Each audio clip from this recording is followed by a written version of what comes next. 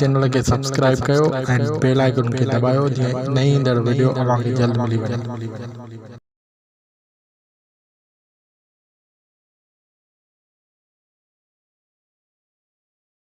सिंध जा कोट ऐं क़िला। उनड़ कोट सिंध जे हाकिम ॼाम उनड़ जो ठहिरायल आहे। ॼाम उनड़ सामा सल्तनत जो बुनियादु विधो। उनड़ कोट बदीन ज़िले जे गुलाड़ची तालुके में वाक़िअ आहे। हीउ क़िलो खेरेटिन नाले सां पिणु मशहूरु आहे। माई खेरेटिन जे करे हिन ते खेरेटिन नालो पियो।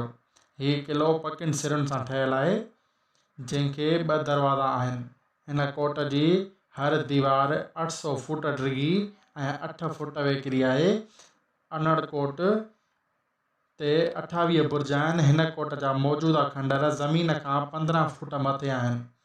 हिकु ॾंद कथा मुताबिक़ उनड़ कोट जे अॾण लाइ उहो शर्त रखियो वियो त जेको हिन कोट खे अॾींदो उन सां माई खेरेटिन शादी कंदी ऐं उहा ॻाल्हि ॿुधी उन ई कोट खे अॾण लाइ शते नाले नौजवान उथियो ऐं जंहिं गंजे टकर मां पथर टुके हिकु ढॻे ते ढोए क़िलो अॾियो, जंहिं तां इहो मशहूरु थियो त शतो ॻाढ़ो कोट अॾींदे अछो थी वियो पर शादी न थियसि।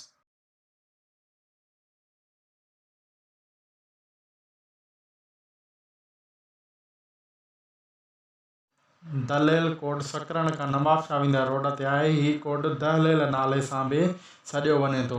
दहलेल कोट सकरंड शहर खां अटिकल 7 किलोमीटर परे आहे। दहलेल कोट जी शिकिल गोल आहे। हिन कोट जो घेरो 2768 फुट आहे। हिन कोट खे मज़बूत रखण लाइ पकियुनि सिरुनि सां गॾु काठ जो पिणु इस्तेमालु कयो वियो। हिन कोट ते 12 बुर्ज रखिया विया आहिनि।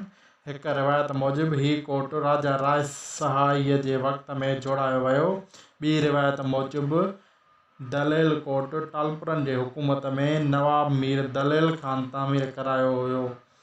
हिन रिवायत खे बिल्कुलु सही मञियो वञे थो।